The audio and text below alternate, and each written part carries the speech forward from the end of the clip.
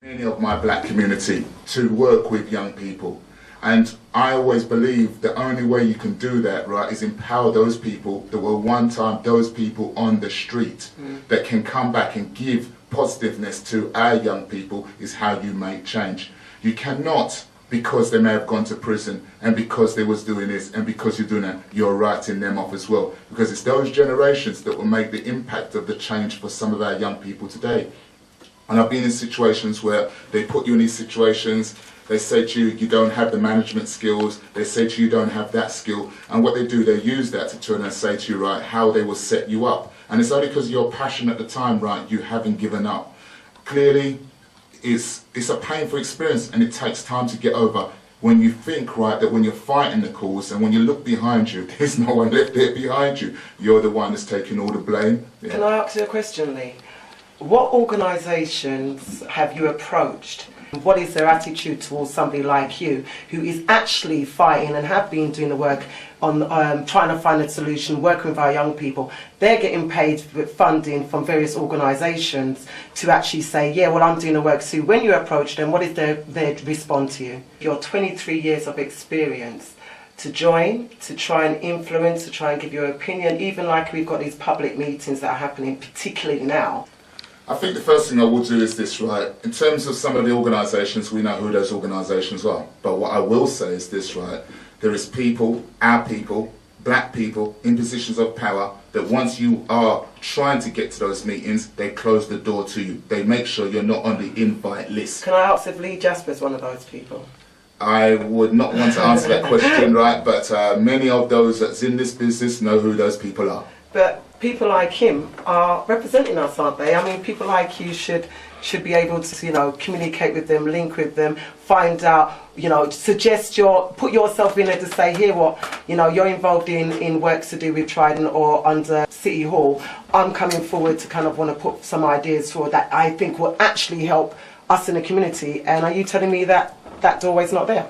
That's correct. I would turn and say to you, this week was a gun summit. Selected people from the community was invited to that gun summit. Now I don't know if it's faith groups that was invited to that, or I don't know if it was community representatives, but I damn well am saying this, that those doors cannot continue to be closed, because there's people making a lot of noise out there which are part of a consortium now saying that has to change, and it will change. So on the radio today, right, if we're going to continue to say we're going to have a hand-elected people, we want round the table that we continue our comfort zone that will no longer be the same. We are beginning to recognise the game, we're beginning to recognise the process, we're beginning to recognise what needs to be done. And we're going to turn and wonder know why you can't give us answers, why we can't get to the table. Can I ask a question? Do you feel that the people who are representing us, particularly in the media realm of black communities, so saying that they're a black community organisation representing the black community, do you believe those members should be elected by the community, from the community, or should they be people who put themselves up on behalf of the community? There should be people that are elected and voted by the community.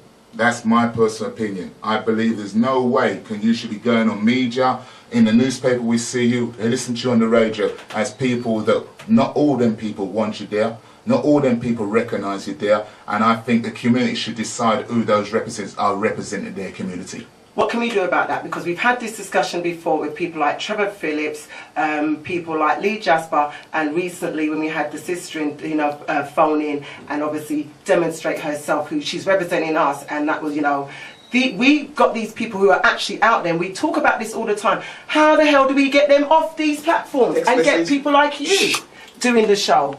Going up there saying, here what, I am willing to subsidise myself for Lee Jasper or Trevor Phillips and do the real works, because this is a problem. We keep talking about we need to be conscious. Well, those of us who are conscious want to know what we can actually do to get them off that platform. I'll turn up to a meeting and sign a register, say, yeah, well, at the end of the meeting, X amount of people have voted, let's get them out. So this is, you know, how do we get ourselves into that political realm to get them off? Because they're not listening to us because we're not in the political realm. Despite the fact that I don't like the political realm, I will enter it just to get them off it. Well, sister, the question I'm going to, or what my opinion, what you just said there, for the longest time, I've always felt, and even though for the lady that said to me, Lee, you've changed a little, it's about frustration, it's about disillusionment.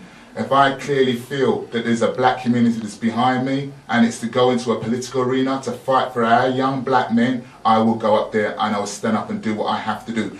No one needs to remind me of my past. Some people say I've come from a very good background. I remind people where I come from.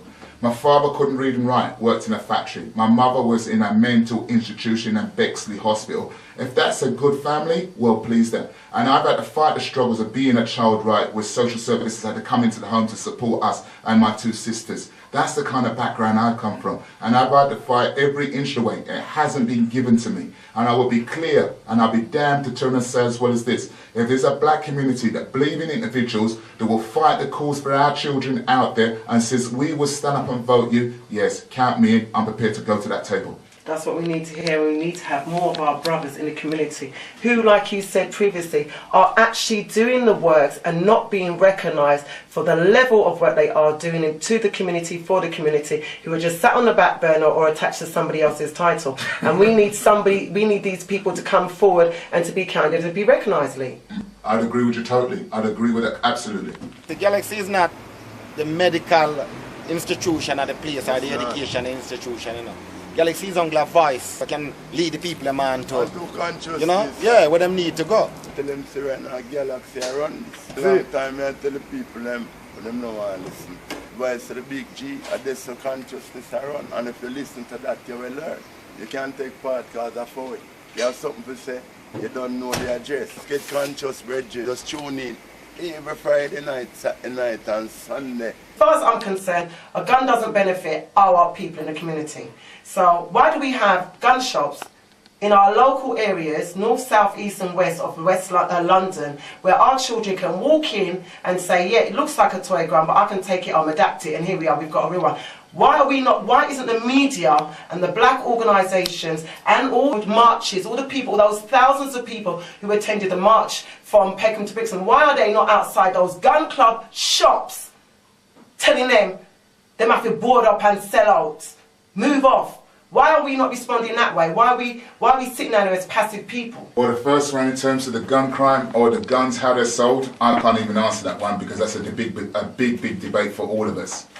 In terms of those now that have come to the agenda now, right, that are, as I said, the march from Southwark to Lambeth, I commend you. But what I am not impressed with you is this, is that you have decided that you, as the groups, can be the only ones that can deal with this gun crime. I disagree with you totally. Because if you're talking about faith groups, you're talking about the community, and you're talking about people in the community where their voices are being silenced, that's the only way you're going to address it. We have to be a collective. You can't do it in separation, you can't do it in silos, you can't be telling saying because you've got access to ministers, this is how it's going to be done. I don't want to hear that. I want to hear that you are going to sit down with the very people that you don't want to like, but have to sit down and get used to hearing, because sometimes some people just want to hear their own voices. We need to change that, because I'm clear, like I said to you, is this, that if you've got some people that have come from neighbouring boroughs to come and talk in our borough about our issues, what happened to the people that have worked or lived in this borough all their lives and contributed their lives? Where were they? Why wasn't they invited? Why wasn't they on the platform? Get real with that. And those policy makers, those decision makers, those people that turn out to have influence and power, if it's from the Metropolitan Police, from Scotland Yard, from across the Prime Minister's office, Government Office London, GLA, whoever you are, you cannot sit there and continue. This is how you want people that you think you want to handpick to turn and make choices for us.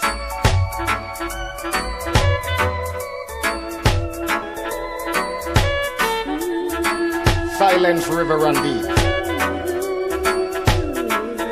Black man with the minds of Babylon is killing in one another on the street. I am a man.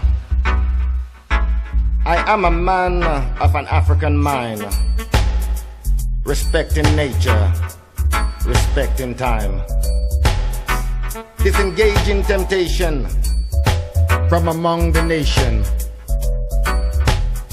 teaching a better solution in this society of confusion.